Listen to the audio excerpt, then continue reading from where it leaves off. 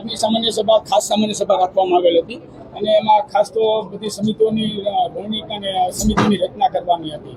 જે અમે 8 સમિતિ છે એની રચના કરવામાં આવી અને બીજો એક મુદ્દો હતો કે જૂના કામને જે બહાલી આપી અને મુદ્દો વધારે આપવાનો હતો. એ 2 મુદ્દા જ ખાસ હતા અને એ બે અમે મુદ્દા થઈ ગયા છે.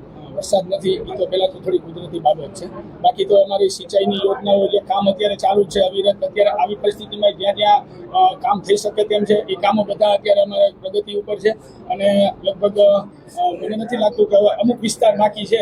બાકી 80% વિસ્તારોમાં સારી વાવણી લાયક વરસાદ થઈ ગયો છે. રોડ રસ્તા રિપેરિંગ માટેની તો અમે કાર્યવાહી લગભગ અમે જ્યારથી પ્રમુખ પદનું સંભાળ્યું પ્રમુખના બધા સાથે ચાલુ કરી દીધું છે.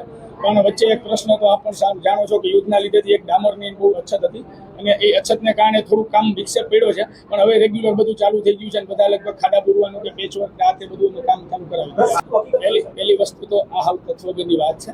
ત્યાં અમે 300 થી 350 કાર્યકરો મહિલાઓ સાથે અને હું તો મારા પરિવાર સાથે ત્યાં હાજર હતો. અમારા ધારાસભ્યશ્રીઓ, પ્રમુખશ્રીઓ, મહામંત્રી અમે રાતના લગભગ 1:30 વાગ્યા સુધી બધા જાગતા હતા. ધમાલ નૃત્ય હતું, સાંસ્કૃતિક કાર્યક્રમો રાખ્યા હતા અને તેમાં જાગીને અમે બધાએ વ્યવસ્થિત રીતે માન્યો છે.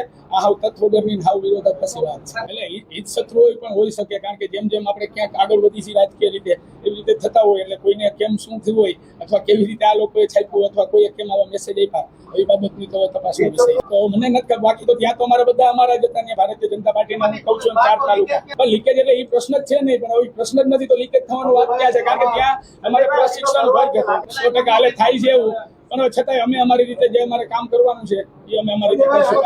100% તપાસ કરાવશું. મને ઘણા પત્રકાર ભાઈઓના ફોન આવ્યા આના માટે, મને ઘણી સગાવાલાઓથી માંડી બધાના ફોન આવ્યા. પણ એ હવે આજે તો સામાન્ય સભા અત્યારે ટાઈમ નથી જો પણ હવે આગળનું શું કેવી રીતે કરું એ અમે અમારી રીતે. હા, હું એ કહેવા માંગુ છું કે પણ હવે એ કેમ રાજકીય કદાચ કંઈ હોઈ શકે અથવા મેં તમને કીધું એમ કે અમારા હિત શત્રુ હોય એને હવે કોઈ રીતે કંઈ કેમ કર્યું હોય.